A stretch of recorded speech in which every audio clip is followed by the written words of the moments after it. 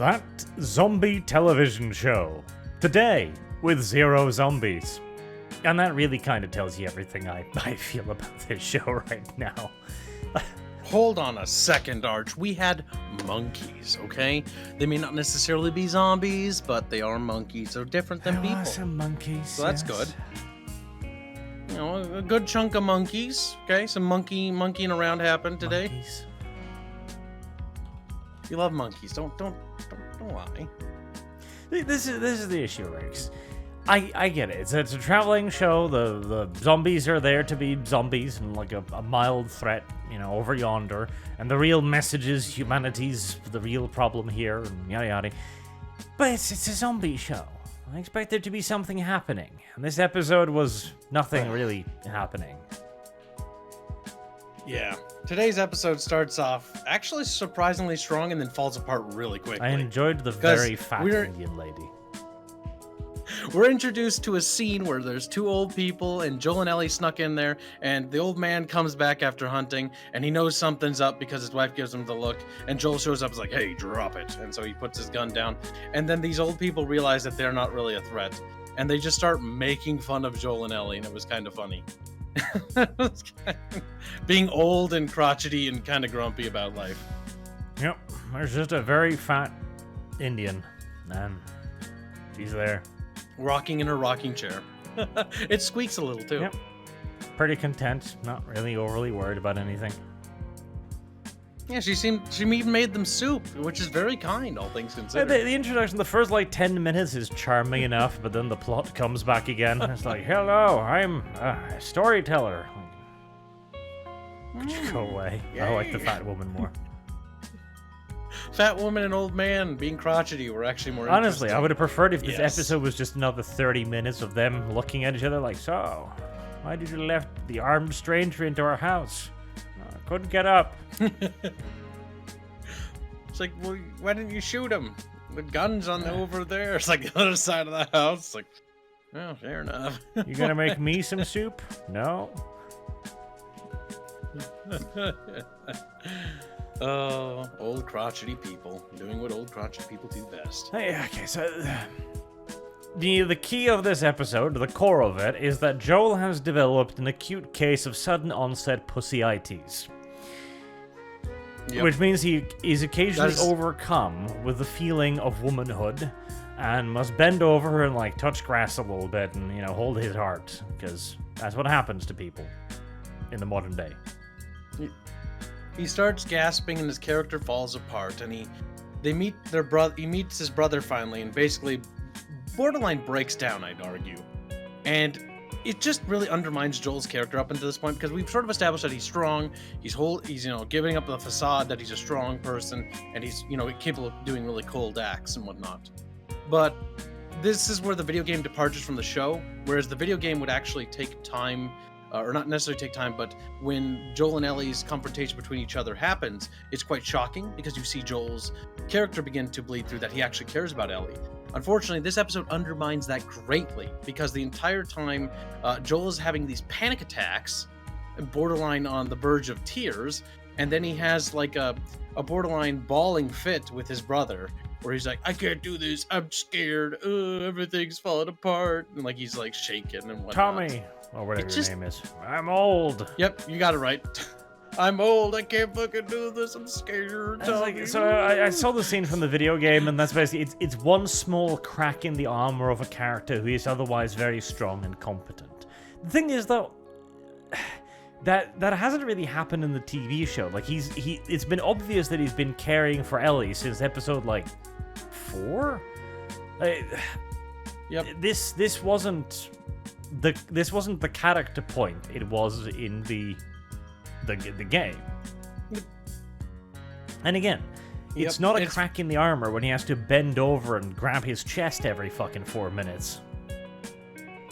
Yeah, where he's borderline incapable of doing anything. He's become effectively paralyzed by this new disability he's developed from his video game counterpart, which literally just makes him obsolete. Where he's incapable of acting, he's incapable of defending Ellie, he's incapable of defending himself. He's paralyzed with fear. And it's one of those things where it's this is a character assassination, And that's what this feels like to And me. the issue is too, Like, they don't even go through with it. So it's like, I'm old, Tommy, my crotchety old bones. I couldn't fight off that one kid in the supermarket, or department store, or cleanery, or whatever the fuck it was, like 2 episodes ago. And in this episode, at the end of it, a dude runs at him. Not a small dude either, a pretty big guy. You know, he wasn't old either. He was fairly fit and prim. And Joe just manhandles him and snaps his neck like it's fucking nothing. Whilst having being stabbed in the gut, by the way. Like, he doesn't even notice. Like, bitch, that doesn't even hurt. It's like, oh, weak, frail old man, I see. I'm weak, I'm old, I can't defend jelly. I can't defend my jelly anymore. God damn it! And then cut the scene where he just like manhandles some, younger, more fit guy and snaps his neck like it's, nothing. Like, and he's like, whatever, get out of here. Like, again, it just It's like, it makes his entire thing kind of just dumb. Like, oh, I'm so old and weak, and that kid, I would have destroyed him 5 years ago, and I am old and weak. Yeah, I see that. And it's all so blatant what they're doing, because they need to undermine him, because he's been competent so far. Now they need to tear him down so that Ellie can be the hero. And it's not enough for her to be just the hero when he had an accident, or he was shot by a gunshot wound, or something that he couldn't avoid. They need to make him weak first, both physically and mentally, and then somebody can swoop in and save him. Yep, because the only way these people know how to prop up new characters is by tearing down the characters that exist. And this episode just reminds me of The Last of Us Part 2. Like, that's what this episode feels like, and I detest this episode. Not just for the blatant communism in it, but from the fact that it is using the same methodology that The Last of Us Part 2 used, where it tore down all the old characters like Ellie and everyone else and made them out to be the bad guys so that they could prop up new characters. It did not do a good job of it. It's just not good writing. And there's no reason for That's it. not how you introduce a new character. Yeah, exactly. There's no reason for it to do that either. Giving Joel this mysterious disease of sudden onset Pussyities doesn't really do anything, except make him look weaker. Like, him crying about how old and weak he is doesn't help when he snaps a motherfucker's neck like a Twix bar. Yeah, exactly. It also just comes across as shallow because they establish that he's old and weak now and that he's having panic attacks, and that's already jarring as is, right? But then literally 15 minutes later, he just kills a guy and doesn't have a problem with it, and it's easy to him. So it's like all that fucking pointless story drivel and propping up the fact that he has panic attacks amounts to nothing. All it really explained is that he somehow got stabbed by a dude with a baseball bat that tried to take a swing at him but missed, and then jabbed him with the broken bat. Which is one of those things where it's like, when we watch that scene, I didn't even see the baseball bat. He didn't have a good chance to stab him. His 3 other friends just conveniently decided to ditch him for the necessary fight scene. Like, Joe, you go over there for a bit. Okay, but should we stick together? No, Joe. It says in the script you gotta do this. You gotta go die now, Joe. My neck is feeling very wafer thin. Then his friends come running up. I want to point out too, his friends come running with their little baseball bat out against the 2 dudes armed with pistols and a long rifle. It's like, they could just shoot you. Yeah, I don't feel like, to be honest with you, I'm not sure about you, Arch, but if I'm running across an open field and there's somebody with a gun and they're, hostile to me and I'm trying to attack them, I don't think I'm going to try to charge at them across an open field while they're armed with guns. Because I don't want to die. It was the most video game scene so far, where you had generic enemies doing generic enemy things. Even being so kind as to attack you with our melee attack weapons. one at a time. Attack one at a time, then wait, take long enough to get there so that they get enough time to get on their horse to get away. It's like, okay, all right. It feels the whole sequence was just contrived. Like, it does feel like the more we've gotten into the show, any of the charm it had in the beginning is quickly fallen away. The charm is there, but the charm is the interaction between Ellie and Joel. And I'm warming more and more to her actor. She looks wrong. I can't get over that. She just doesn't look the part. But her acting is actually pretty good. Like, the tone, the delivery, I'm starting to warm to very quickly. Pedro, Pablo, whichever one. I confuse the two now. Pedro yes, Pascal. Pascal is also doing an excellent job. Their interactions are good. Like, the interaction they had with the old Indian couple at the beginning was fucking golden. I enjoyed that greatly. And then again, the plot rears its ugly head. Yeah, that's not a good sign when the plot's becoming the ugly thing, though. Because the plot does feel sort of... like, it just doesn't feel conducive. It worked in the video game, but here it just doesn't quite connect well, does it? No. Plot. Oh, we must go from point A to point B. As Joel crosses the river of death, like, over this river, there's cannibals and shit. Be careful. So Joel decides to, test the terrain by firing his rifle across the river. And then just, nobody reacted within 5 seconds, so I guess we're good. Wonders. Yep, start walking. Yep. It's like, no, you fired a rifle. So it's going to take, like, people are going to hear that because it's going to echo for miles. And so then they're going to start moving towards the location of the sound. What did he expect? You're going to have to sit there. The dudes would just stand up out of their side of cover and like, rifle. Like it is becoming a video game. Like they pop up their head, little exclamation points, like, huh? What was that? Must have been the wind. Must have been the wind, yes. Oh man, it's just silly now. Then they, Joel doesn't realize it's the wrong river, and so later on it's like, maybe it was this river, and it's like, oh god damn it, and the horses are like, nay. It's too late. We're trapped and surrounded. It's like goddamn Genghis Khan and his boys. Unless they got rifles this time. Yep. But they're totally good guys, and they weren't going to do them anything. They weren't going to hurt them. They only hurt the bad guys because they've got a perfect little communist commune in the mountains, you see. Yeah, not even kidding, by the way. He's not even kidding. They actually say, like, no, it's communism. It's communism. It's communism, and we're in a commune. We're communists.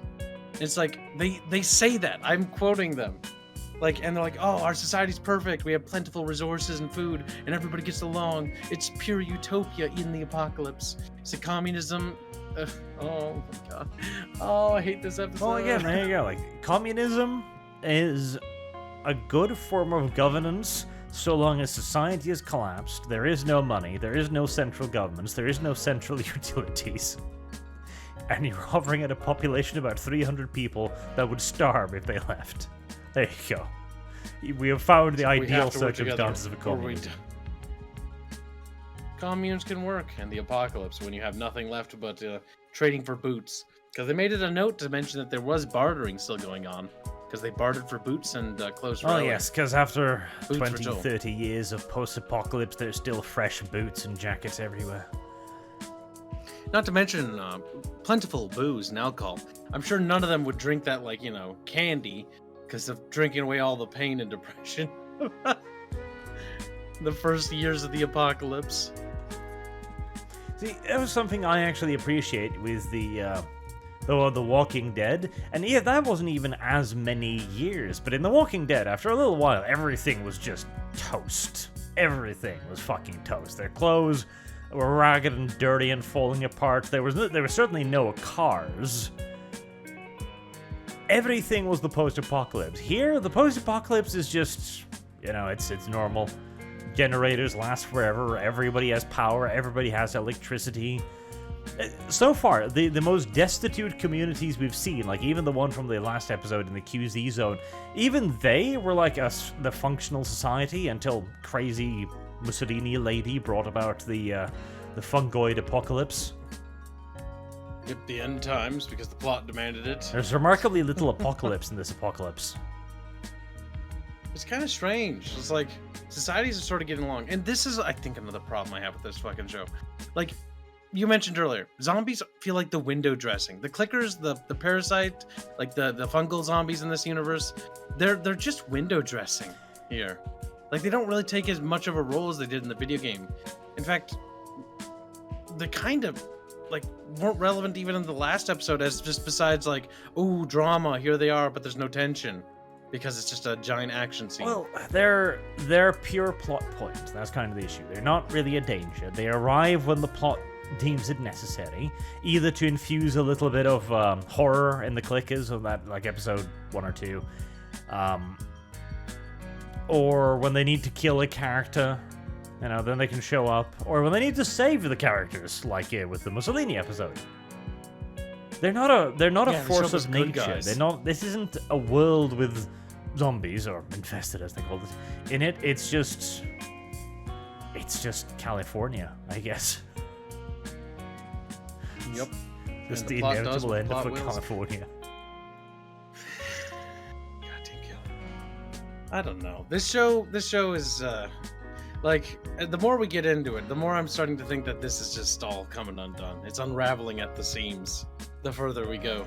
See, I still enjoy the interactions between Ellie and Joel, and if they could just do that, I'd be relatively happy, at least. You know what's funny is they actually don't, like, Billy and Joel's interactions happen quite a bit in the show, and they're actually really good, but they actually don't happen all that much, and it feels like the show is constantly trying to break up the pacing so that it does other things more often. But it often feels that if it would just focus more on Joel and Ellie's relationship rather than all these side characters that we see for an episode and are thrown away in the next episode, like most of these side characters we were introduced to today in this episode, we're never going to see again. Yeah, it's kind of that problem where you've got, you know, you're playing a video game, and you're playing a shooter video game, and it's pretty cute, and you're having fun, and you're shooting aliens, and then the action stops, and it's like, now, time for a puzzle sequence. What? I don't want to. What puzzle? Well, I was having fun shooting Start people. platforming. I don't want to platform, though. You will platform and you will enjoy it, damn it. Yeah, it just breaks up it feels like they're trying to break up the monotony for the sake of breaking it up, despite the fact that that's the strongest thing the story has. Yes. But they keep sabotaging themselves here. The plot gets in the way of the parts of the TV show I actually kind of enjoy. Most unfortunate. And again, that's not a good sign, I want to point out. When the plot becomes the main issue of your story, you should probably look at it a little bit. Like, what are we doing wrong here? Yep. And it's just kind of turned boring now. Yeah, I'm not gonna lie. Like, after this, like, I don't really want to watch the next episode. Like, this was boring. It felt like a slog to get through and a chore. It's just not very fun. It's very average. It's not terrible, but it's definitely just kind of boring. Yep. Maybe if we could have less plot and more Joel and Ellie, which I'm assuming that'll just be next episode, you know. Ellie figuring out a way to, I don't know, close up his wound that he's so retardedly opened by pulling out the stick. Or maybe they'll be saved by some Deus Ex Machina character. Or some other such nonsense.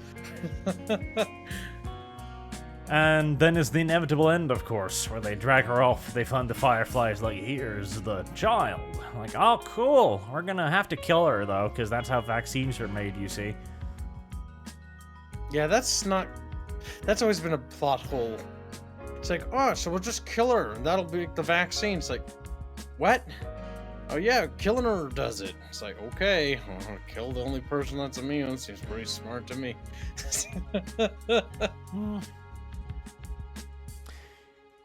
It is a television show. That's gonna. I'm thinking that will probably end up being my final verdict on this show right now. It's television. It's a show. It was fairly mediocre and probably will not hold up too well in the test of time. You could be watching something else. You could watch Velma. At least then you'd experience the emotion of disgust. No, it'd be. At least you'd have emotion. It would be an emotion. Emotion of rage. Listen, just go find some nice Chinese propaganda movies, okay? They're great. Yeah, they'll at least get you to laugh. Oh yeah, some of them are brilliant. Absolutely brilliant. I highly recommend, what was the name of it? The one with the American pilot with the cowboy hat. That one's good too. I can't remember the name of that one. Man, I don't know Chinese names or words. That's about the Korean War. It is, sorta. Sorta. I mean, it's Chinese version, so it's about as fantasy as they get, I suppose. So, we're trying to find it now. Ah, there you go. You're actually just looking The Battle of Lake you found it. Changjin. There you go. It's great, because the Americans are depicted as complete fucking incompetent morons, that is hilarious. Like, it's actually funny to see, like, the Chinese point of view of things. It's excellent. Just shows you how disconnected they are with reality. Fair enough. I would suppose. also highly recommend Warriors of Future. I didn't mispronounce that. It's Warriors of Future, not the future. Future. Or just of future of the not Warriors of Future. It's adorable as well. Adorable. This is Arch communist propaganda movies. Can you believe this? This show talked about communism, and that's what sparked this inspiration. If communism was this funny, Kyle, I wouldn't mind. I'll hold that against you later. There you go. The Last of Us. Watch Chinese propaganda instead. You'll have more fun. That's true.